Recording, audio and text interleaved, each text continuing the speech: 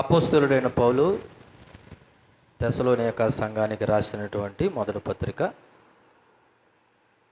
4వ అధ్యాయము 15 నుంచి 18 వచనాలు నేను చదువుతూ ఉన్నాను. ఒకసారి మీరు బైబిల్ తెరచి చూడండి.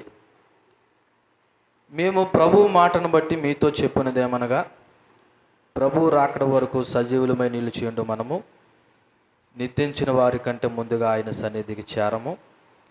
ఆర్భాటంతోనూ ప్రధాన దూత శబ్దంతోనూ దేవుని బోరుతోనూ పరలోకం నుండి ప్రభు దిగివచ్చును. క్రీస్తునందుండి మృతులైన వారు మొదట లేతురు. ఆ మీదట సజీవులమై నిలిచిండు మనము వారితో కూడా ఏకముగా ప్రభుని ఎదుర్కోవడానికి ఆకాశ మండలానికి మేఘల మీద కొనుకోబడదుము. కాగా మనము సదాకాలం ప్రభుతో కూడా ఉందము. కాబట్టి మీరు ఈ మాటల చేత ఒకరినొకడు ఆదరించుకునుడి. ప్రార్థన చేద్దాం. ప్రేమగల తండ్రి, కృపా సత్య సంపూర్ణుడా, మీకు వందనాలు. మీరు నిత్యము మాతో మాట్లాడే దేవుడని, మమ్మల్ని రక్షించడానికి మీరు సమర్థులని, మీ పరిశుద్ధాత్మ దేవుని సహాయాన్ని కోరుకుంటూ ఈ చదవబడిన లేఖన భాగంలో నుండి నా ముందర ఉన్న మీ పిల్లలను పడుతున్న వారిని మీరు దర్శించి స్పృశించి ఈ వాక్యపు లోతుల్లో నడిపించి మేలు చేయమని యేసుక్రీస్తు నామములో ప్రార్థన అడిగి వేడుకొంచున్నాం తండ్రి. మనం సాధారణంగా ఈ చదవబడిన లేఖన భాగం ఏదైతే ఉందో, క్రైస్తవ కుటుంబంలో ఎవరైనా చనిపోతే ఆదరణ కూడుకులో ఈ మాటలు చదివిస్తారనే విషయాన్ని గత వారం మీకు గుర్తు చేశాను. 13వ వచనంలో, సహోదరులారా నిరీక్షణ లేని ఇతరుల వల్లే మీరు దుఃఖపడకండి, ఎందుకంటే యేసు మృతి పొంది తిరిగి లేచిన మనం నమ్మితే అదే ప్రకారం యేసునందు నిద్రించిన వారు అనగా చనిపోయిన వారు కూడా దేవుడు ఆయనతో కూడా ఒక రోజున వెంట పెట్టుకొని వస్తాడు అని వాళ్ళని వాదార్చడానికి, ఆదరించడానికి, ప్రోత్సహించడానికి ప్రధానంగా ఈ యొక్క లేఖన భాగాన్ని చదువుతూ ఉంటారు. అయితే ఒక కుటుంబాన్ని ఆదరించడానికి, ప్రోత్సహించడానికి కాదు, కానీ ఇక్కడ ఒక గొప్ప నిరీక్షణ కనపడుతుంది. ఆ నిరీక్షణ ఏంటో తెలుసా? ప్రభు రెండో మారు రాబోతున్నారు. ప్రభు రెండో మారు రాబోతున్నారు. ఎక్కడి నుంచి రాబోతున్నారు? పరలోకం నుండి రాబోతున్నారు. ఆ వచ్చే క్రమంలో ఏం జరుగుతుందని చెప్పడమే ఈ యొక్క చదవబడిన 15, 16, 17, 18 వచనాలు. అయితే ఈ రెండో రాకడ సమయంలో జరగబోయే సంఘటనల క్రమాన్ని చాలా స్పష్టంగా పౌలు ఇక్కడ వివరిస్తూ ఉన్నాడు. ఎందుకు వివరిస్తున్నాడంటే, తెస్సలోని యొక్క విశ్వాసుల్లో ఒక రకమైన ఆందోళన ఉంది. ఏంటి ఆ ఆందోళన? ప్రభువుని నమ్మిన విశ్వాసులు కొంతమంది చనిపోయారు. ఒకవేళ ఉన్న ఫలంగా మా తరంలోనే దేవుని యొక్క రెండో రాకడ వచ్చేస్తే చనిపోయిన మా సహోదరుల పరిస్థితి ఏంటని వీళ్ళు చాలా బెంగతోనూ ఆందోళనతో ఉన్నారు. ఈ విషయాన్ని తిమోతితో చెప్తే, తిమోతి పౌలుతో చెప్తే, పౌలు వాళ్ళని ఆదరిస్తూ వాళ్ళతో మాట్లాడినటువంటి మాటలే ఈ యొక్క మరి 13, 14, 15, 16, 17, 18 వచనాలు. చూడండి, ఇక్కడ మొదటగా 15వ వచనంలో, మేము ప్రభు మాటను బట్టి మీతో చెప్పినదేమనగా అని ప్రారంభించాడు. ఇక్కడ మేము అంటే ఎవరు? పౌలు, శీల, తిమోతి. అంటే ఒక రకంగా చెప్పాలంటే పౌలు వ్యక్తిగత అభిప్రాయం కాదు ఇది. వ్యక్తిగత అభిప్రాయం అయితే నేను అని మొదలెట్టాలి. ఇక్కడ మేము అని ఎందుకు అన్నాడంటే, ఇది నా వ్యక్తిగత అభిప్రాయం కాదు బాబు, ప్రభు అని యేసుక్రీస్తు నాకు ఇచ్చిన బోధ ఆధారంగా ఈ విషయం చెప్తున్నాను. ప్రభు అని యేసుక్రీస్తు నాకు ఇచ్చిన బోధ అంటే వాక్యం ఆధారంగా ఈ విషయాన్ని చెప్తా ఉన్నాను. ఇది మనుషుల యొక్క ఊహను బట్టి కాదు, దేవుని వాగ్దానాన్ని బట్టి చెప్తున్నాను అంటున్నాడు. మరి పౌలు గారికి ఎలా తెలిసిందంటే, ఏమో దేవుడు తనకు బోధించాడు. ఆ విషయాలు ఇక్కడ రాయబడలేదు, కానీ అక్కడ రాయబడుతున్న ఒక స్పష్టమైన మాటలను బట్టి ఇది దేవుడు చెప్పాడని చెప్పొచ్చు. ఏమని? ప్రభు మాటను బట్టి అన్నాడు. ఎవరి మాట? ప్రభు మాట. ఇది నా మాట కాదు, ప్రభువుని మాటను బట్టి మీకు చెప్తా ఉన్నాను అని ఒక గొప్ప వాగ్దానం ఇస్తున్నాడు. ఏం చెప్తున్నాడంట? ఇది అక్కడ రాయబడిన మాట, ప్రభు రాకడ వరకు. ఎప్పటి వరకు? ప్రభు రాకడ వరకు అంటే యేసుక్రీస్తు రెండో రాకడను సూచిస్తుంది ఈ మాట. ఆయన మొదటిసారి వచ్చారు, ఆయన చెప్పపెట్టకుండా వచ్చాడు, దీనుడిగా వచ్చాడు, దరిద్రుడిగా చనిపోయాడు. కానీ ఆయన రెండో మారు మాత్రం ఆర్భాటంతోనూ ప్రధాన దూత శబ్దంతోనూ బోరతోనూ వస్తాడు. ఆయన వచ్చేటప్పుడు ప్రపంచం అంతా తెలుసుకుంటుందంట. పుట్టేటప్పుడు ఆయన ఎక్కడ పుట్టాడనే విషయం కొద్దిమందికే తెలిసింది, కానీ వచ్చేటప్పుడు మాత్రం ఎంటైర్ ప్రపంచం అంతా కూడా ఆయన తెలుసుకోబోతూ ఉంది. అది రెండో రాకడ. కాబట్టి విశ్వాసులకు క్రీస్తు రాకడ ఒక భయంకరమైన సంఘటన కాదు. అంటే ప్రభువు నమ్మిన మనకి యేసు ప్రభు రెండో రాకడ భయాన్ని కలిగించేది కాదు, అది ఒక నిరీక్షణకు సంబంధించింది. ఏంటి ఆ నిరీక్షణ అంటే, యోహాను సువార్త 14వ అధ్యాయం 3వ వచనంలో ఈ విధంగా రాయబడి ఉన్నది.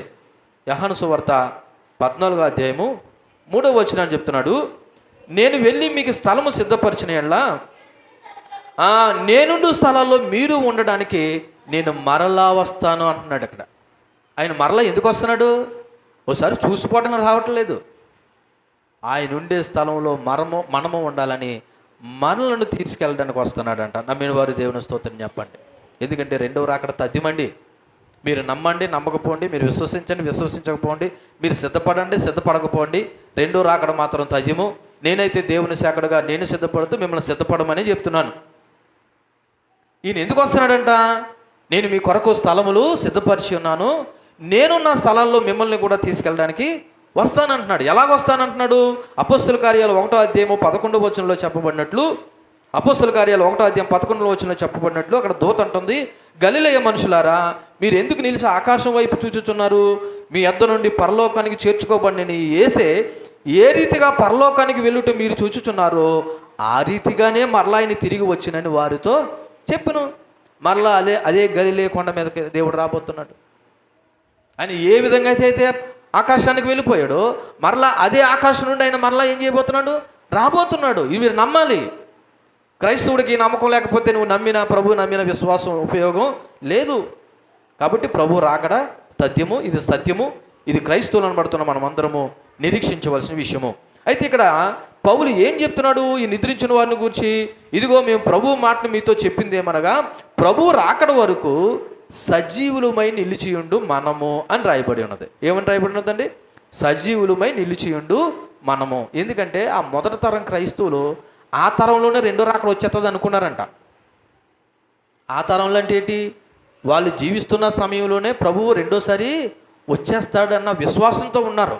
అపోహ కాదు, అంటే అంతగా ప్రభువుని నమ్మారు. ఆయన రెండోసారి వస్తానన్నాడు కదా, బహుశా మేము ఉండగానే వచ్చేస్తాడేమో, మేము ఉండగా వచ్చేస్తే ఇదిగో మా తోటి సహోదరులు ఏమైపోయారు? చనిపోయారు కదా, వాళ్ళ పరిస్థితి ఏమైపోతుంది? వాళ్ళ కానీ ఆ మహిమలో కానీ మరి ప్రవేశించరేమో, వాళ్ళు కానీ కోల్పోతామేమో అన్న సందేహాన్ని బట్టి ఇక్కడ పౌలు భక్తులు వాళ్ళకు ఒక క్లారిటీ ఇస్తున్నాడు. ఏమని క్లారిటీ ఇస్తున్నాడంటే, ఇదిగో సజీవులమై నిలిచియుండు మనము అంటే అప్పటికి బ్రతికి ఉన్న మనము, అప్పటికే కాదు ఇప్పటికీ బ్రతికి ఉన్న మనము చనిపోయిన వారితో పోల్చుకుంటే మనము ముందుగా మహిమ ప్రవేశం చేయము. ఏమంటున్నాడు? ప్రభువు రాకడ వరకు సజీవులమై నిలిచి ఉండు మనము నిద్రించిన వారి కంటే ముందుగా ఆయన సన్నిధికి చేరము. అంటే ఫస్ట్ ఎవరు వెళ్తారు? మాట్లాడండి. ఫస్ట్ ఎవరు వెళ్తారు? క్రీస్తునందు చనిపోయిన వారు ఫస్ట్ లేస్తారంట. అప్పటికి ప్రభు వచ్చే సమయానికి సజీవులుగా నిలిచిండు వారు సెకండ్. వీళ్ళు లేవాల్సిన పని లేదు. ఎందుకని? వీళ్ళు ఎత్తబడతారు. సజీవులుగా ఉన్న వాళ్ళు ఏమవుతారు? ఎత్తబడతారు. అప్పటికే క్రీస్తులో చనిపోయిన వారు ఏం చేస్తారంటే లేపబడతారు. ఇద్దరు ఒక చోట కలుసుకుని దేవుడితో సదాకాలము ఉంటారని తర్వాత వచనాలు చెప్తూ ఉన్నాయి.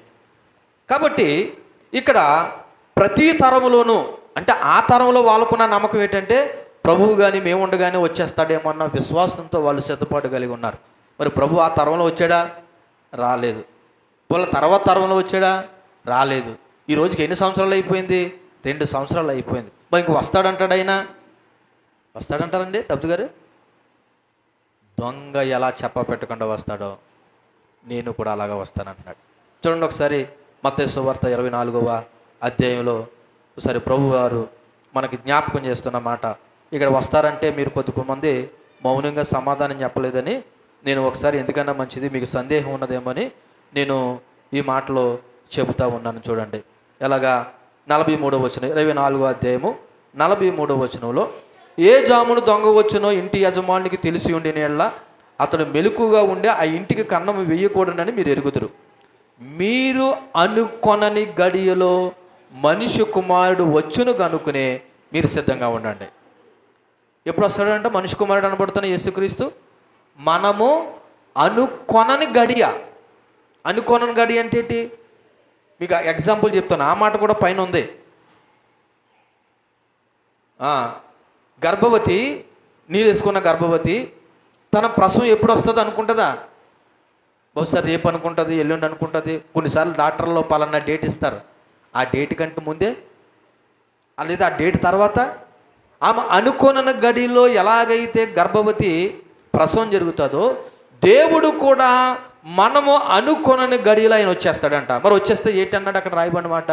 మీరు సిద్ధంగా ఉండండి, మీరు సిద్ధంగా ఉండండి.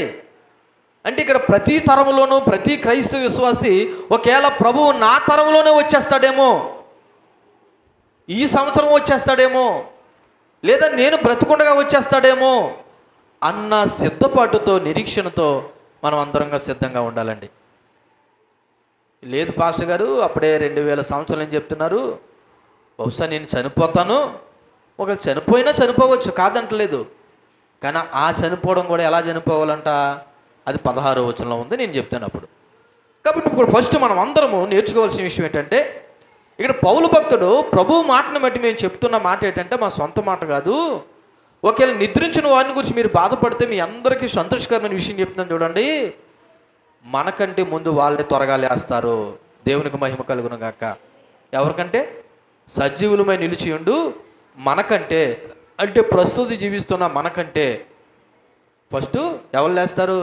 క్రీస్తునందు చనిపోయిన వారే లేస్తారు. కాబట్టి తెస్సలోనిక సంఘమే మీరు ఎవరు కూడా బాధ పెట్టుకోకండి, భయపడకండి, మీరు ధైర్యంగా ఉండండి అని చెప్తా ఉన్నాడు. అక్కడ రాయబడిన మాట నిద్రించిన వారి కంటే అని రాయబడి ఉన్నది. నిద్రించిన వారంటే క్రీస్తులో విశ్వసించి మరణించిన వారైన సంగతి మీకు 13వ వచనం చెప్పేటప్పుడు చెప్పాను. క్రైస్తవ మరణాన్ని దేంతో పోల్చారు? నిద్రతో పోల్చారు. నిద్రపోతున్న వాడు లేస్తాడా లేవడా? లేవడండి. అలాగే క్రీస్తునందు చనిపోయిన వాడు కూడా తిరిగి లేస్తాడు. అందుకే క్రైస్తవ మరణం అనేది శాశ్వతం కాదు. శరీరము పాతి పెడతాదేమో కానీ ఆత్మ మాత్రం ఏమవుతుందంటే జీవింతా ఉంటుంది ఇప్పటికీ కూడా. ఒకవేళ క్రీస్తునందు ఉన్నవాడైతే నెమ్మది పొందే స్థలంలో ఉంటుంది. ఒకవేళ క్రీస్తునందు నమ్మకం ఉంచకుండా అవిశ్వాసంతో చనిపోతే వాడు ఆత్మ వేరే చోట ఉంటుంది. కానీ ఆత్మ మాత్రం జీవిస్తుంది, కానీ శరీరం ఏమవుతుంది అంటే ఇప్పుడు మరణము దేనికన్నమాట? ప్రస్తుతానికి శరీరానికి మాత్రమే మరణం, ఆత్మకి మరణము లేదు. అందుకే ఈ శరీరము ప్రస్తుతానికి నిద్రపోతుందని చెప్తున్నాడు. నిద్రించిన వారి కంటే అనే మాటకు అర్థం ఏంటంటే క్రీస్తులో మరణించిన వారు అని ఇక్కడ వాడినటువంటి మాట. కాబట్టి మీరు అందరికీ చెప్తున్నాను, క్రైస్తవులు చచ్చిపోయారు. నిజమే చచ్చిపోయారు, కానీ క్రైస్తవ మరణం మాత్రం అంతిమము కాదు. ఇది కేవలం తాత్కాలిక మాత్రమే. ఎందుకో తెలుసా? ప్రభు రెండో మారు వచ్చినప్పుడు ఈ చనిపోయిన వారిని అందరినీ, క్రీస్తునందు చనిపోయిన వారిని అందరినీ మళ్ళీ ఏం చేస్తాడంట? ఇదే శరీరాలతో ఆయన మరలా లేపబోతా ఉన్నాడు. అందుకే 4వ అధ్యాయం 13వ వచనంలో ఏమన్నాడు? సహోదరులారా, నిరీక్షణ లేని ఇతరుల వల్ల మీరు ఏం చేయకండి, దుఃఖపడకండి. నిద్రించిన వారిని గురించి మీరు బాధపడకండి. ఎందుకంటే ముందుగా ఆయన సన్నిధికి మనం చేరము, ఫస్ట్ వాళ్ళే చేరతారని వాళ్ళకున్న సందేశాన్ని పౌలు భక్తుడు తెస్సలోనిక సంఘానికి నివృత్తి చేస్తూ ఉన్నాడు. ఎందుకంటే క్రీస్తు ఈ భూమి మీదకి వచ్చినప్పుడు బ్రతికి ఉన్న విశ్వాసుల కంటే నిద్రించిన విశ్వాసులు ముందుగా ఆయన సన్నిధికి చేరతారు, ఆ తర్వాత బ్రతికి ఉన్నవారు చేరతారు అన్న విషయాన్ని జ్ఞాపకం చేస్తూ ఇక్కడ ప్రధానంగా ఒక మాటలో చెప్పాలంటే క్రీస్తులో మరణించిన వారు నష్టపోరండి. ఎందులో మరణించిన వారు? క్రీస్తును నమ్మి విశ్వసించి చనిపోయిన వారు నష్టపోరు. ఎందుకంటే వారు మరి బ్రతికి ఉన్నవారి కంటే ముందుగా దేవుని సన్నిధికి చేరతారు.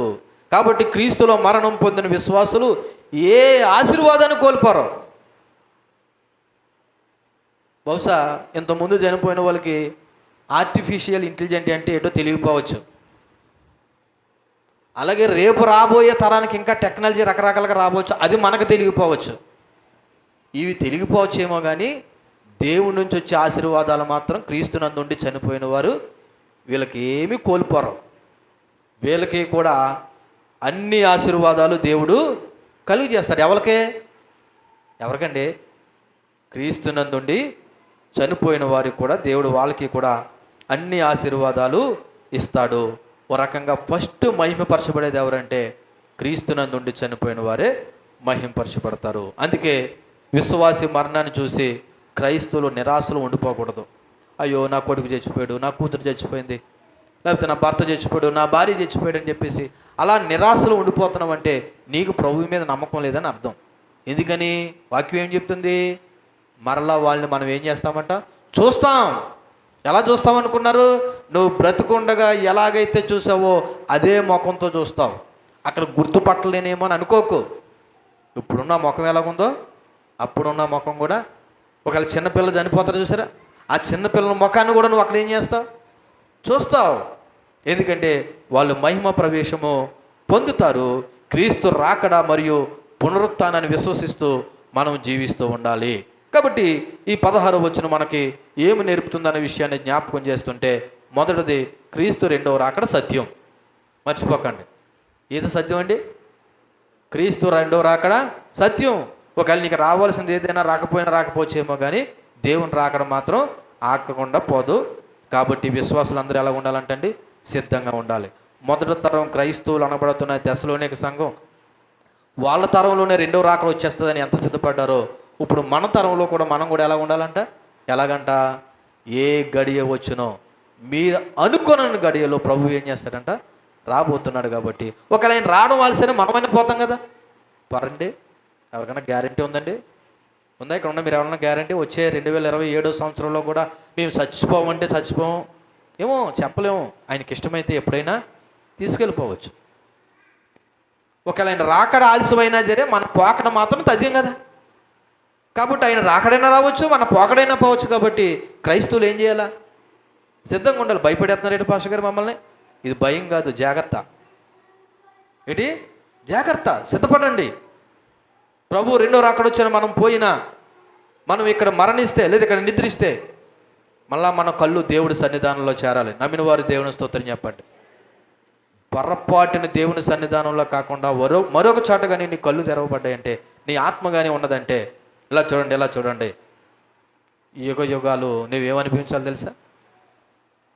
అగ్ని ఆరగని పురుగు చావని చోట్లో ఉండవలసిన పరిస్థితి వస్తుంది. కాబట్టి ప్రియ క్రైస్తవ సంఘమా, మీరందరూ కూడా రెండో రాకడ కొరకు సిద్ధపడండి. ఈ రోజున సేవకులు కూడా ఈ రెండో రాకడ విషయంలో సంఘాన్ని సిద్ధపాటు చేయట్లేదు. ఏమన్నారు తెలుసా? అమ్మా, నువ్వు ఇల్లు కట్టుకున్నావా? వచ్చే సంవత్సరం దీని మీద ఇంకో ఇల్లు వేస్తావు. నువ్వు బండి కొనుక్కున్నావా? అవసరమైతే దీనికంటే బుల్లెట్ తీసేస్తావు. దేన్ని ప్రిపేర్ చేస్తున్నారు సంఘాన్ని? భౌతికమైన ఆశీర్వాదాల గురించిగా కాదు. మనం అందరం రెండో రాకడ కొరకు ఏం చేయాలా? చెప్పాను కదా, ఈ తెస్సలోనిక పత్రిక ఉద్దేశమే మనల్ని అందరినీ రెండో రాకడకి సిద్ధపరచడం. ఎందుకని? ప్రతి అధ్యాయంలోనూ రెండో రాకడ ప్రస్తావన ఉంది. ఇప్పుడు మనం చదవబడినటువంటి 4వ అధ్యాయం ఈ వచనాల్లో కూడా ప్రభువు రెండో రాకడ సమయం గురించి రాయబడి ఉన్నది. అంటే ఇప్పుడు క్రైస్తవ సంఘం దేని కొరకు సిద్ధపడాలి చెప్పండి అమ్మా. మీకు ఒక సింపుల్ విషయం చెప్తున్నాను చూడండి. మనం అందరూ రెండో రాకడ కొరకు సిద్ధపడండి. మీ పిల్లల భవిష్యత్తు కొరకు దేవుడు చూసుకుంటాడు. నేనేం చెప్పాను? మనం అందరూ రెండో రాకడ కొరకు సిద్ధపడండి, మన పిల్లల భవిష్యత్తు ఎవరు చూసుకుంటారని చెప్పాను. అంటే చాలామందికి ఉన్న బెంగ ఏంటంటే, పిల్లలు ఎలాగండి, భార్య ఎలాగండి, భర్త ఎలాగండి అని ఎవరికి దూరం అయిపోతున్నారు తెలుసా? దేవునికి దూరం అయిపోతున్నారు. ఇప్పుడు వాక్యం ఏం చెప్తుందంటే, నేనేమంటున్నానంటే, మనం రెండో రాకడ కొరకు సిద్ధపడి ప్రభు పిల్లలుగా జీవిద్దాం. మన పిల్లల సంగతి ఎవరు చూసుకుంటారని చెప్తున్నాను? దేవుడు చూసుకుంటాడండి. నీతిమంతుల పిల్లలు భిక్షం అడుక్కోవడం అనేది నేను ఎలాగంటున్నాడు దావీదు. మనం అందరూ రెండో రాకడ కొరకు సిద్ధపడదాం. పిల్లల భవిష్యత్తు సంగతి దేవుడు చూసుకుంటాడు. లేదా నీ కుటుంబ భవిష్యత్తు సంగతి ఎవరు చూసుకుంటారు? దేవుడు చూసుకుంటాడు. అంతేగాని వచ్చే సంవత్సరం పిల్ల పెళ్ళి ఎలా చేయాలా, కుర్రాడికి ఉద్యోగం ఎలా చేయించాలా, నేను ఇల్లు ఎలా కట్టుకోవాలా, నేను పళ్ళు ఎలా కట్టుకోవాలా అని నువ్వు దేని గురించి ఆలోచిస్తున్నావు? భౌతికమైన వాటి గురించి ఆలోచించి రెండో రాకడ కొరకు సిద్ధపడకపోతే నేను మరలా చెప్తున్నాను, నువ్వు విడవబడిన విశ్వాసగా మిగిలిపోతావు. బుద్ధి లేని కన్నికలు ఎలాగైతే విడవబడ్డారో భక్తి చేసి కూడా నువ్వు అలా విడవబడతావు. కాబట్టి ఇక్కడ అందరూ నాతో సహా మనం అందరూ దేని కొరకు సిద్ధపడాలండి? ధర్మరాజు గారు, రెండో రాకడ కొరకు సిద్ధపడాలి. ఎందుకంటే ప్రభు రాకడ సత్యం. రెండోది ఇక్కడ పునరుత్థాన క్రమం కనబడుతుంది. ఏంటంట? మొదట క్రీస్తులో మరణించిన వారు మొదట లేపబడతారంట, తర్వాతే సజీవులు లేపబడతారు. ఈ మాట మనము ధైర్యం తెచ్చుకోవాలి. మీరు అనుకోవచ్చు, మా ఆయన, మా కుమారుడు, మా కుమార్తె చనిపోయారండి అంటే గుర్తుపెట్టుకో, వాళ్ళే ముందు లేస్తారంట మనకంటే, ఒకవేళ నిజంగా క్రీస్తులో చనిపోయిన వారైతే. తర్వాత సజీవులమై నిలిచిండు మనం లేస్తామని ఇక్కడ ఒక పునరుత్థాన క్రమం కనపడుతుంది. మూడోది ప్రోత్సాహకరమైన మాట ఏంటి తెలుసా? ఒకవేళ పొరపాటున ఎవరైనా మన కుటుంబాల్లో ఇటువంటి పరిస్థితులు వచ్చి చనిపోతే వాళ్ళకి వెళ్ళి మనం చెప్పవలసిన మాట ఏంటి తెలుసా? అమ్మా, నీ కొడుకు గురించి, నీ కూతురు గురించి, నీ భర్త గురించి, నీ భార్య గురించి బాధపడకు. మరలా మనం వాళ్ళని రెండో రాకడ సమయంలో చూడబోతున్నామని విశ్వాసులు ఒకరినొకరు ఏం చేసుకోవాలంట? ఆదరించుకోవాలి, ప్రోత్సహించుకోవాలనే మాట ఇక్కడ మనకు జ్ఞాపకం చేస్తూ ఉన్నాడు. కాబట్టి 15వ వచనం మరలా చదువుతున్నాను.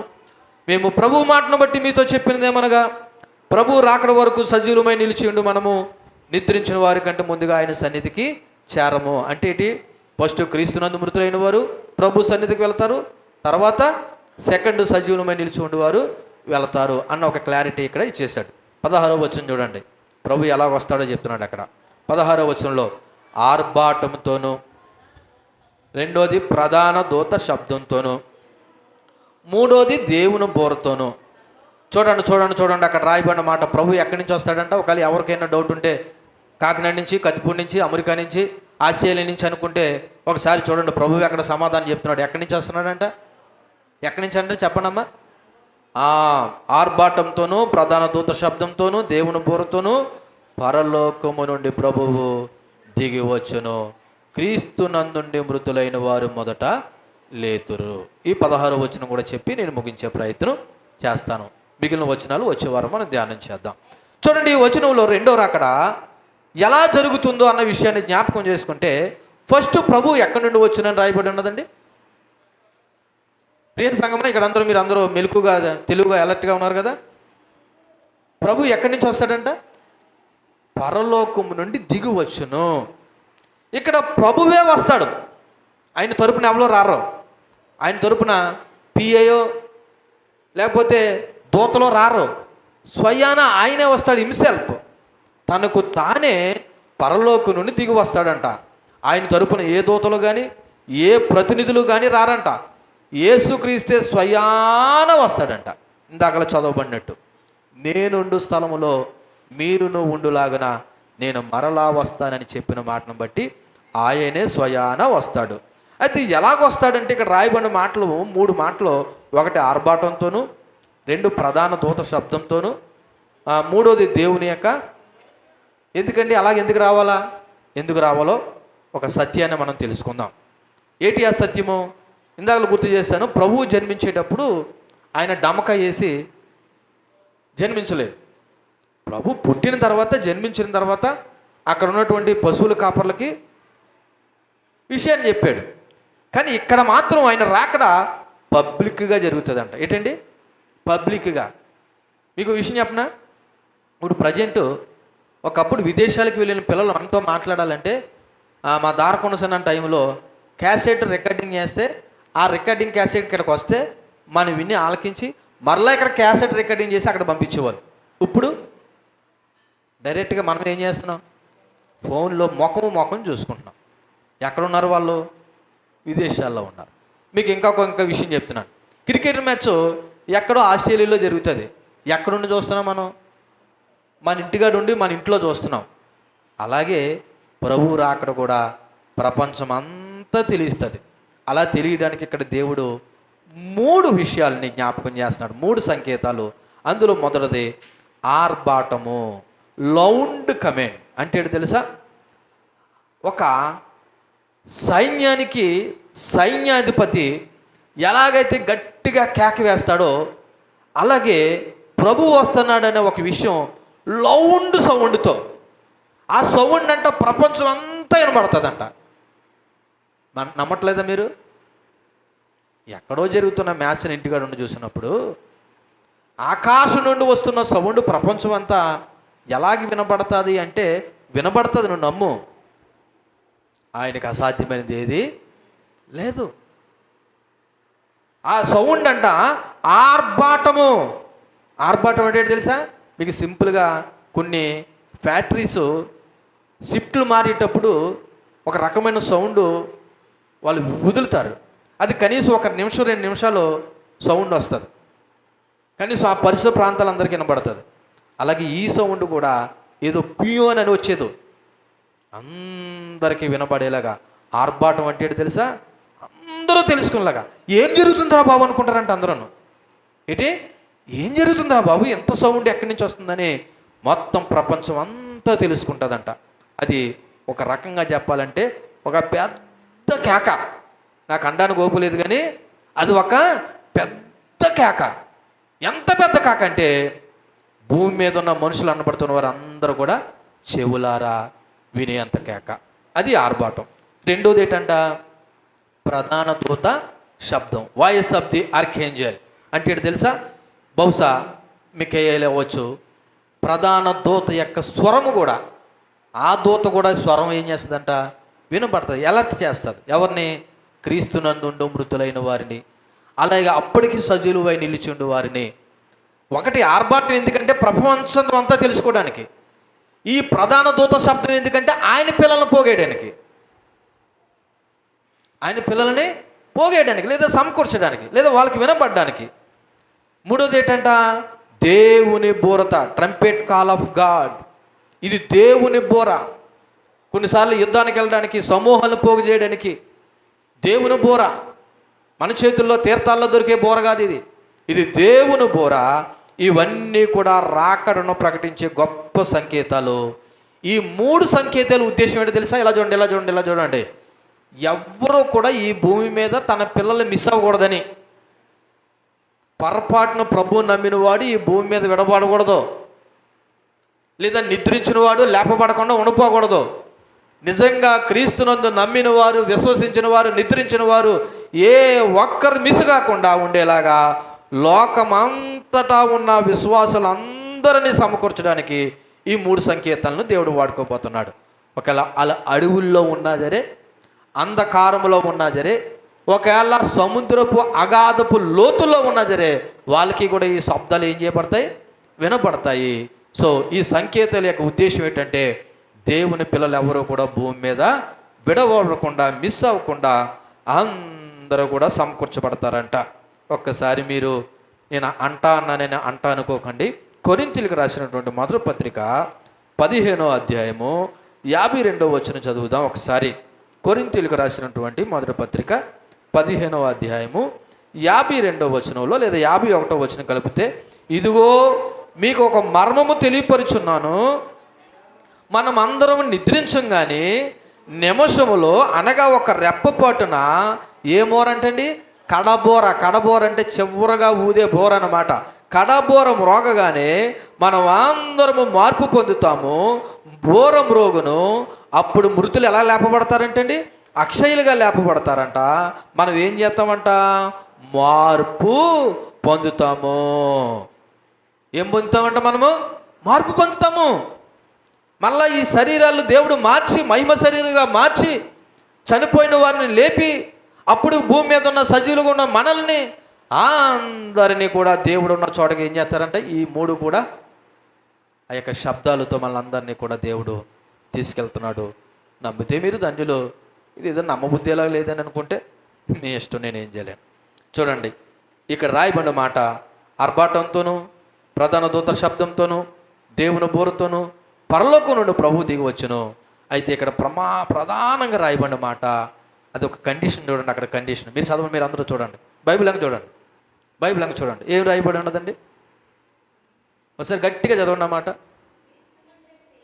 క్రీస్తునందుండి మృతులైన వారు మొదట లేతురు అని రాయ. కండిషన్ ఏంటో తెలిసే, ఇలా చూడండి, ఇలా చూడండి. ప్రభువు రాకడ సమయానికి చాలామంది చచ్చిపోతారు. నా వైపు చూస్తున్నారా? ప్రభువు రాకడ సమయానికి చాలామంది చచ్చిపోతారు. చాలామంది అంటే ఏంటి? ప్రభువు నమ్మిన వాళ్ళు చచ్చిపోతారు, ప్రభువు నమ్మని వాళ్ళు కూడా చచ్చిపోతారు, అంటే చనిపోతారు.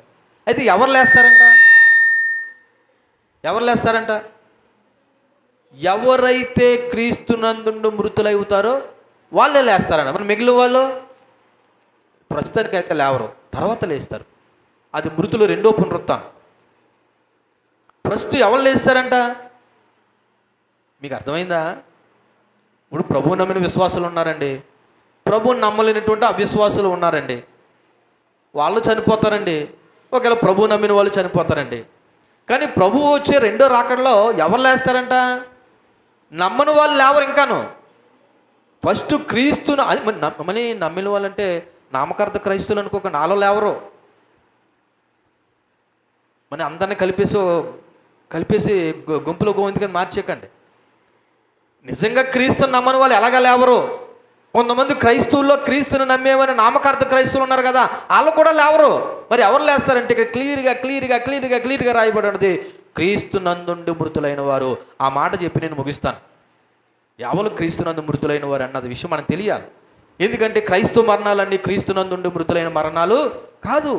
ఈ రోజున మిమ్మల్ని మెప్పించడానికో బాధ పెట్టకూడదని పెట్టిలో పెట్టొచ్చు, లేదా ఆదరణ కూడుకులు జరగచ్చు, జ్ఞాపకార్థ కూడుకులు పెట్టొచ్చేమో, కానీ నిజానికి అన్ని క్రైస్తవ మరణాలు క్రీస్తునందుండి మృతులైన మరణాలు కాదు. ఆ విషయం తెలుసుకోండి సంగమా. మా ఆయన పెట్టిలో పెట్టబడ్డాడు, లేదా నేను పెట్టిలో పెట్టబడతాను, మా ఇంటికాడ ఆదరణ కూడి జరిగింది, లేదా మా ఇంటికాడ జ్ఞాపకార్థ కూడి జరిగింది అంటే మమ్మల్ని పాస్టర్ గారు ఆ క్రైస్తవ విధానంలోనే సమాధి దగ్గర తీసుకెళ్ళాడు కాబట్టి రేపటి దినాన్న మేము కూడా ప్రభు యొక్క రెండో రాకల్లో లేస్తాము అంటే నేను లేవరని గ్యారంటీగా అయితే చెప్పలేను, కానీ అలాగే నేను జడ్జిమెంట్ చేయట్లేదు. కానీ ఎవరు లేస్తారో మాత్రం బైబిల్ చెప్పింది. ఎవరు లేస్తారంట? క్రీస్తునందుండి చనిపోయిన వారే లేస్తారని స్పష్టంగా ప్రభు ఇక్కడ రాయించి ఉన్నాడు. ఒక రకంగా చెప్పాలంటే ఇది తెస్సలోనిక సంఘానికి గొప్ప ఓదార్పు మాట, నేడు మనకి కూడా గొప్ప ఓదార్పు మాట. ఇదిగో తెలుసా, మొదటిసారి తెస్సలోనిక సంఘం భయపడ్డారు. మరణించిన విశ్వాసులు ప్రభు రాకడలో వెనకబడిపోతారేమని భయపడితే పౌలు లేదు వాళ్ళే మొదట లేస్తారు.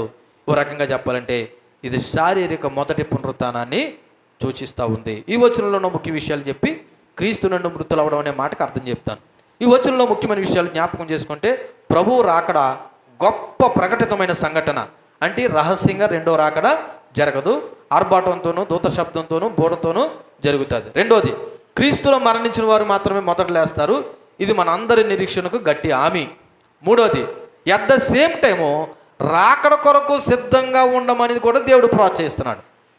క్రీస్తునందుండి మృతులైన వారు ఎలాగ లేస్తారు? మరి సజీవులుగా ఉండి మనం కూడా లేపబడాలంటే ఎత్తబడాలంటే మనం కూడా ఎలా ఉండాలా? సిద్ధంగా ఉండాలి. కాబట్టి నాలుగోది, క్రీస్తులో ఉండడం అనే మాట గురించి చాలా ప్రాముఖ్యమైన మాట.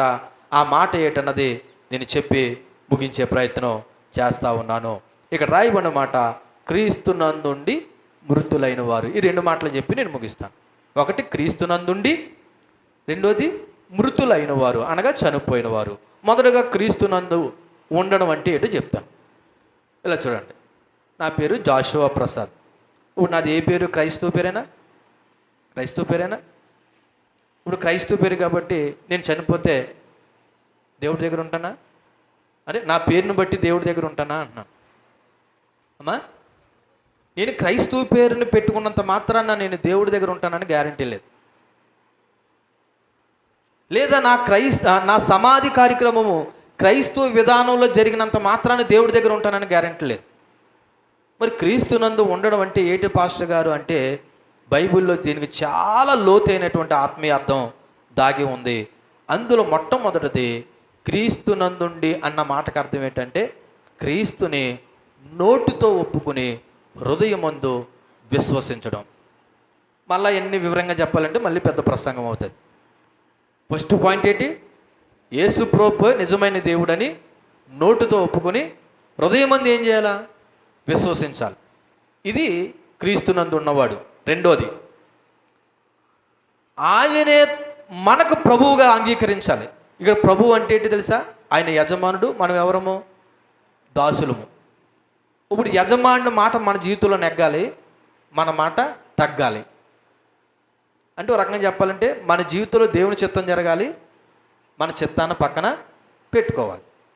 ఎవరైతే నా జీవితంలో దేవుని చిత్తం జరుగుతుంది అని అంటారో లేదో అలా జరుగుతుందో వాళ్ళు క్రీస్తునందు ఉన్నవారు. ఓసారి మీరు చెక్ చేసుకోండి కూడా. ఫస్ట్ది ఏమని చెప్పాను? ప్రభువుని నోటితో ఒప్పుకుని హృదయమందు విశ్వసిస్తే వాళ్ళు ఎక్కడున్నారు?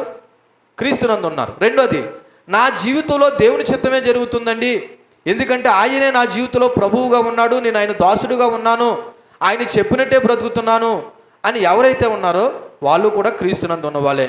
మూడోది, ప్రభువు మరణించాడు, పునరుత్థానుడే తిరిగి లేచాడు, కాబట్టి నేను కూడా మరణిస్తాను, నేను కూడా పునరుత్థానం అవుతానని ఎవరైతే దేవుని మీద ఆధారపడతారో వాళ్ళు కూడా ఎక్కడ ఉన్నారు? క్రీస్తునందు ఉన్నారు. నాలుగోది, మరి ఆయన మరణించడము ఆయన రావడం టైం పడుతుందా పడదా? మనం పోవడమైనా కొద్ది టైం పడుతుంది, ఆయన రావడమైనా టైం పడుతుంది. ఈ గ్యాప్ ఉంది కదా, అంటే మన భాషలో చెప్పాలంటే ఈ 70-80 సంవత్సరాలు ఉన్నాయి కదా. మానవుని ఆయుష్కాలం ఎంత అన్నాడు? 70 సంవత్సరాలు అధిక బలం ఉండొచ్చు, 80 సంవత్సరాలని మోషే అన్నాడు. నిజం చెప్పాలంటే నూతన నిబంధనలో దానికి కూడా గ్యారంటీ లేదు. అయినా సరే మన అందరికీ ఒక కొలతగా చెప్తున్నాను. మన వయసు ఎంత అనుకుందాం, ఒక 70 90. ఒకవేళ 30 సంవత్సరాల వయసులో ప్రభువుని నమ్మేవనుకో, మిగిలినటువంటి 50 సంవత్సరాలు లేదా 40 సంవత్సరాలు, లేదా 20 సంవత్సరాలు ప్రభువుని నమ్మేవనుకో, మిగిలినటువంటి 50 40 సంవత్సరాలు నీ జీవితంలో ఆయనకి చెందినవాడిగా బ్రతకాలి. ఆయనకే చెందినవాడిగా బ్రతకాలి. ఎలాగా అంటే నేను త్వరగా ఒక 8 మాటలు చెప్పేస్తాను. ఈ ఆయనకి చెందినవాడిగా బ్రతకడం అనే మాటకి నేను అనొచ్చు, నేను యేసుప్రభువు చెందినవాడిని అని అనొచ్చు. నిజంగా చెందినవారము కాదు, త్వరగా 8 మాటలు చెప్పేస్తాను. అందులో మొదటిదే, దేవునికి చెందినవారంట ప్రతి పాపాన్ని ఒప్పుకుంటారంట. దేవునికి చెందినవారు ప్రతి పాపాన్ని ఏం చేస్తారంట? అవసరమైతే దేవుడి ఎదుట ఒప్పుకుంటారంట, మనుషులు ఎదుట కూడా. అవును చెల్లి, అవునక్క, అవునన్నయ్య, నిజమే నేను పాపం చేశాను, దేవుడు క్షమించమని నేను ప్రార్థన చేస్తున్నాను, నువ్వు కూడా నా గురించి ప్రార్థన చేయని ఏం చేస్తారంటే దేవుని చెందినవారు వాళ్ళ పాపాలని ఒప్పుకుంటారంట, దేవుని మీద ఆధారపడతారంట. రెండోది, ఆ పాపం నుండి వెనతిరుగుతారంట, ఒప్పుకొని మళ్ళీ ఆ పాపంలో కొనసాగరంట. అంటే నేను ఎవరికి ఈ మాటలు చెప్తున్నాను? క్రీస్తునందుండి మృతులైన వారు దేవునికి చెందిన వారు అని చెప్పడానికి ఉన్న కొన్ని లక్షణాల్లో మొదటిది, పాపాన్ని ఒప్పుకుంటారు, దేవుడి దగ్గర ఒప్పుకుంటారు, మనుషుల దగ్గర ఒప్పుకుంటారు. అలాగే ఆ పాపం నుండి ఏం చేస్తారంట? వెనక్కి తిరుగుతారు. అంటే ఆ పాపంలో ఇక జీవించరు. ఆ పాపంలో జీవిస్తున్నారంటే ఇప్పుడు వాళ్ళు ఎవరు కాదు? క్రీస్తునందుండి చనిపోయేవారు కాదు, పేరుకి ప్రభు నమ్మిన వారు అంతే. వీళ్ళనే నామకార్థ క్రైస్తవులు అన్నారు, లేదా భక్తిహీనులు అన్నారు. మూడోది, వారి జీవిత విధానం మారిపోతుందంట. క్రీస్తుకు చెందినవారు ఈ 40-50 సంవత్సరాల్లో, ఒకవేళ 30 సంవత్సరాల వయసులో ప్రభువు నమ్మితేనంట, ఆ నమ్మిన కాడి నుంచి వాళ్ళ జీవిత విధానం ఏమైపోద్దంట? అంటే జీవిత విధానం మారిపోవడం అంటే అప్పుడు దాకా ప్యాంట్ వేసుకున్నాడు సూటు బూట్ వేసుకుంటాడని కాదు. మాటలు మారిపోతాయంట, ప్రవర్తన మారిపోతుందంట, అలవాట్లు మారిపోతాయంట, స్నేహాలు కూడా మారిపోతాయంట. ఏ స్నేహాలు? అంతవరకు ఉన్నటువంటి పాత స్నేహాలన్నీ విడిచిపెట్టేసి దేవుని పిల్లలతో స్నేహాలు పెరుగుతాయంట. అలాగని మనలో జరిగితే నువ్వు క్రీస్తునందుండి మృతునైన వాడు గుంపులోకి వస్తావు. నాలుగోది, వాళ్ళు పరిహారం కూడా చెల్లిస్తారంట. ఏంటి పరిహారం? ఒకవేళ నేనే ప్రభువుని నమ్మక ముందు దొంగతనం చేసేసాను మీ ఇంటికాడ, ప్రభువుని నమ్మిన తర్వాత నాకు ఆ దొంగతనం జ్ఞాపకం వస్తుంది. అప్పుడు ఎంత తీసేసానంటే ఒక 5,000 రూపాయలు దొంగతనం తీసేశాను. ఇప్పుడు నాకు పదే దేవుడి జ్ఞాపకం చేస్తుంటే, అమ్మా నేను తెలుసో తెలియక మీ ఇంట్లో ఎంత చేశాను, దొంగతనం చేశాను 5,000, ఇదిగో నా ప్రభు మనసు నన్ను గద్దిస్తుంది, ఈ 5,000 తీసుకెళ్ళి అని చెప్పేసి అవసరమైతే పరిహారాన్ని ఏం చేస్తారంట? చెల్లిస్తారంట. అలా ఎగ్జాంపుల్ చెప్పండి ఒకరు, అలా పరిహారం చెల్లించిన ఎగ్జాంపుల్ ఒకరు చెప్పండి. Very good. ఎవరు? జక్కయ్య. నిజంగా తను మార్పు చెందాడు కాబట్టి నేను ఎవరి దగ్గర అయితే అన్యాయంగా ఉంచుకున్నానో దానికి 2, 3, 4 వంతులు నేను ఏం చేస్తాను? ఎందుకని? ఆయన క్రీస్తుకు చెందినవాడిగా మారిపోయాడు కాబట్టి. దేవునికి మహిమ కలుగును గాక. అలాగే ఐదోది, దేవుని వాక్యానికి విధేయత చూపిస్తారంటే వీళ్ళు. దేనికండి? దేవుని వాక్యానికి. ఇంక వాక్యం ఏం చెప్తే అలా బ్రతకడానికి చూస్తారంటే అంతే. ఈరోజు ఈ వాక్యం చెప్పారా, పలానా మాట నన్ను ఆకర్షించిందా, చూద్దాంలే తర్వాత అని అనుకోరంట. ఇమ్మీడియట్లీ దేవుని వాక్యానికి ఏం చూపిస్తారంట? విధేయత చూపిస్తారంట. ఎవరో? యేసుక్రీస్తుకు చెందినవారు, క్రీస్తునందుండి మృతులయ్యేవారు. ఆరోది, వాళ్ళు పరిశుద్ధ జీవితం కోసం పోరాటం చేస్తారంట. ఎందుకని? పరిశుద్ధ జీవితం అంత ఈజీ కాదండోయ్. చూపుల్ని, తలంపుల్ని, మనస్సుని, కాళ్ళు చేతుల్ని ఇవన్నీ కంట్రోల్లో పెట్టుకోవాలా. పరిశుద్ధ జీవితం అంటే ఏదో ఒక మూలం కూర్చుంటే వచ్చేది. నువ్వు ఎంత మూలం కూర్చున్నా ఆలోచనలో, తలంపులో, చూపులో, వీటి వల్ల కూడా మనలో ఏమొస్తుంది? అపవిత్ర వస్తుంది. కాబట్టి ఈ క్రీస్తుకు చెందిన వారు పరిశుద్ధ జీవితం గురించి ఏం చేస్తారంట? పోరాటం చేస్తారంట. నేను ఇంకా పరిశుద్ధంగా బ్రతకాలి, నేను నిన్నట్లాగా ఉండలేకపోతున్నాను, ఇంకా నేను పరిశుద్ధంగా బ్రతకాలని పోరాటం చేస్తారంట. ఏడోది, ఇవి కూడా ఆలోచన చేయండి. వాళ్ళలో ప్రేమ ఉంటుందంట. ఇందాక చెప్పాను కదా, దయ ఉంటుందంట, క్షమిస్తారంట, సహాయం చేస్తారంట, ఇతరులను ఒకళ్ళొకళ్ళు కలుపుకొని జీవిస్తారంట. ఎనిమిదోది, సంఘంతో కలిసి. ఎవరితో కలిసి? బయట వాళ్ళతో కాదు. బయట వాళ్ళతో చుట్టపట్టాలతో ఉండొద్దని అంటలేదు. వాక్యానుసారంగా మాట్లాడుకుంటే వీళ్ళు సంఘంతో కలిసి ప్రార్థన చేస్తారంట, ఆరాధన చేస్తారంట, పరిచర్యలో కూడా పాలు పువ్వులు పొందుకుంటారంట. ఎందులోనూ? పరిచర్యలో. ఇప్పుడు చెప్పండి, ఈ 8 లక్షణాలతో ఎవరైతే, నేను కొన్నే చెప్పాను, ఇవే మ్యాండేటరీ అని కాదు, ఇంకా ఉండొచ్చు, ఇంకా ఉన్నాయి, ఇవే ఖచ్చితం అని చెప్పట్లేదు. ఇలాగా ఈ లక్షణాలతో ఎవరైతే జీవిస్తారో అలాగ జీవించినంత మాత్రాన మేము పరిశుద్ధులని అనుకోకండి. మన పరలోకంలో ఉండడం అనేది దేవుని యొక్క కృప. ఎందుకంటే మన మంచి పనులను బట్టి, మన నీతి కార్యాలను బట్టి మన పరలోకంలో ఉండవు. కానీ దేవుని పిల్లలుగా మాత్రం మనం ఇలా జీవించి ఒకవేళ ఎలాగని మరణిస్తే ఆ మరణాన్ని ఏమంటారు తెలుసా? క్రీస్తునందుండి మృతులైన మరణం అని చెప్పచ్చు. అర్థమైంది అనుకుంటాను. అలా చెప్పనా? ఈసారి ఎవరు పడితే వాళ్ళు చచ్చిపోయారు కాబట్టి వీళ్ళు క్రీస్తులో ఉండి చచ్చిపోయారు అని మీరు డిక్లేర్ చేయకండి. అంటే బైబిల్ చెప్పిన కొన్ని కొలమానాలు బట్టి చెప్తున్నాను. వాళ్ళు ఎలా జీవిస్తారంట? వాళ్ళ జీవితకాలంలో ఎలా జీవిస్తారంట? ప్రభువుని నోటితో ఒప్పుకొని హృదయం నందు విశ్వసిస్తారంట. వాళ్ళ జీవితంలో దేవుని చిత్తమే జరుగుతుందంట. వాళ్ళ మరణ పునరుత్థానాల మీద విశ్వాసం ఉంచుతారంట. ఆ బ్రతికినంతకాలం దేవుని చెందిన వారిగా బ్రతుకుతారంట. ఆ దేవుని చెందిన వారు బ్రతికే విషయంలోనే ఈ 8 లక్షణాలు చెప్పాను. ఏం చేస్తారు వాళ్ళు? ప్రతిరోజు పాపాన్ని ఒప్పుకుంటారు, పాపం నుండి బయటకు వస్తారు, వాళ్ళ జీవిత విధానాన్ని మార్చుకుంటారు, అవసరమైతే పరిహారం చెల్లిస్తారు, దేవుని వాక్యానికి విధేయత చూపిస్తారు, పరిశుద్ధ జీవితం కోసం పోరాటం చేస్తారు, ప్రేమ, జాలి, దయ, కనికరం కలిగి ఉంటారు.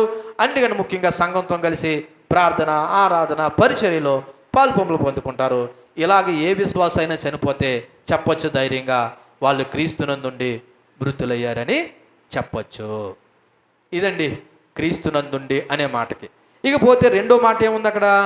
మృతులైన వారు అని ఉంది. ఏమని ఉందండి? మృతులైన వారు అంటే క్రీస్తునందు మరణించడం అంటే కేవలం చనిపోయే ముందు క్రైస్తుడు పేరు కలిగి ఉండడం కాదు. నిజానికి నిజమైన విశ్వాసంతో క్రీస్తు రాకడతో, అనగా ఆయన వచ్చే సమయం వరకు లేదా మనం పోయే సమయం వరకు దేవునితో వ్యక్తిగత సంబంధం కలిగి ఎవరైతే మరణిస్తారో వాళ్ళే క్రీస్తునందుండి మృతులైన. ఎవరితో వ్యక్తిగత సంబంధం అంట? అమ్మ ఎవరితోనంటండి? దేవునితో మీ వ్యక్తిగత సంబంధాలు ఉండాలి. క్రీస్తునందు మరణించినప్పుడు శరీరాలు మాత్రమే మరణిస్తాయి, కానీ మన సంబంధం చనిపోయినా సరే ఆత్మ దేవునితో ఏం కలిగి ఉంటుంది? సంబంధము కలిగి ఉంటుంది. ఇక్కడ ఒక క్లారిటీ ఇస్తాను మీకు. ఏంటి ఆ క్లారిటీ? ఇప్పుడు నేను చెప్పాను కదా, ఈ లక్షణాలు ఉన్నాయి కాబట్టి నేను పరిశుద్ధుని, నీతిమంతుని అనుకోకండి. ఎందుకంటే ఒక వ్యక్తి మంచివాడు కావచ్చు, దాన ధర్మాలు చేయొచ్చు, నీతిగా జీవించవచ్చు, క్రమం తప్పకుండా చర్చికి వెళ్ళొచ్చు, కానీ ఇవి మాత్రమే క్రీస్తునందు ఉన్నాడని నిరూపించవు. ఎందుకంటే మనందరి రక్షణకి పునాది క్రీస్తు మీద ఉంచిన విశ్వాసం మాత్రమే. ఎఫెసీయులకు రాసిన పత్రిక 2వ అధ్యాయం 8-9 ఉన్నది. కాబట్టి క్రీస్తునందంటే కేవలం ఒక మతపరమైన గుర్తింపు కాదు, ఇది క్రీస్తుతో వ్యక్తిగత సంబంధం కలిగి ఉండడం అనేది దేవుని పిల్లలుగా మనం అందరము కలిగి ఉండాలి. నేను ముగిస్తున్నాను. ఇటువంటి సంబంధం కలిగి ఉన్న వ్యక్తి చనిపోతే వాడి యొక్క శారీరక జీవితం ముగిస్తుంది, కానీ దేవునితో అతని యొక్క సంబంధం కొనసాగుతుంది. కాబట్టి చనిపోయిన ప్రతి వ్యక్తి క్రీస్తునందు మృతు నుండి చనిపోయాడని మనము చెప్పలేము. కాబట్టి నేను ముగిస్తున్నాను. ఇక్కడ దేవుని యొక్క రాకడ ఎలా జరుగుతుందంట? ఆర్భాటంతోనూ, ప్రధాన దూత శబ్దంతోనూ, దేవుని బోరతోనూ, పరలోకం నుండి ప్రభు దిగువచ్చును. ఎవరు లేస్తారంటే ఫస్ట్ అక్కడ రాయబడినమాట క్రీస్తునందుండి మృతులైన వారు. మరి తర్వాత సంగతి ఏంటి? 17వ వచనంలో ఉంది. అది వచ్చే వారం మనం ధ్యానం చేద్దాం. మరి ఈ ఎంటైర్ వర్తమానంలో 2 విషయాలు జ్ఞాపకం చేస్తున్నాను. మీరు ఎంతవరకు విన్నదాన్ని ఒకేలా మరలా గుర్తు చేసే ప్రయత్నం చేస్తున్నాను. ఒకటి, దేవుని రాకడ సత్యం. అందుకొరకు మనం ఎలా ఉండాలి? సిద్ధంగా ఉండాలి. సిద్ధంగా ఉండడం అంటే ఏంటి? క్రీస్తునందుండి జీవించాలి. ఎవరిలో ఉండి జీవించాలి? క్రీస్తునందుండి జీవించాలి. క్రీస్తునందుండి జీవించడం అంటే ఇంతవరకు చెప్పినట్టు ఈ లక్షణాలు నీలో కానీ నాలో ఉంటే వీళ్ళు ప్రభువులో జీవిస్తున్నారని మనకు ఒక నమ్మకం అన్నమాట. కొద్ది గొప్ప చిన్న సాక్ష్యాలు. కానీ మహాకృపను బట్టి దేవుడు ఆయన మనల్ని తనతో పాటు తీసుకువెళ్ళడానికి ఆయన రాబోతున్నాడు. కాబట్టి మనం అందరము క్రీస్తుతో వ్యక్తిగత సంబంధాన్ని కలిగి జీవిద్దాం. అటువంటి కృప దేవుడు మనందరికీ అనుగ్రహించును గాక. ఆమేన్. కళ్ళు మూసుకోండి. చెప్పబడిన వాక్యాన్ని బట్టి మనము దేవుని స్తుతిస్తూ ఆరాధిస్తూ ఆయన కృపను వేడుకుందాం.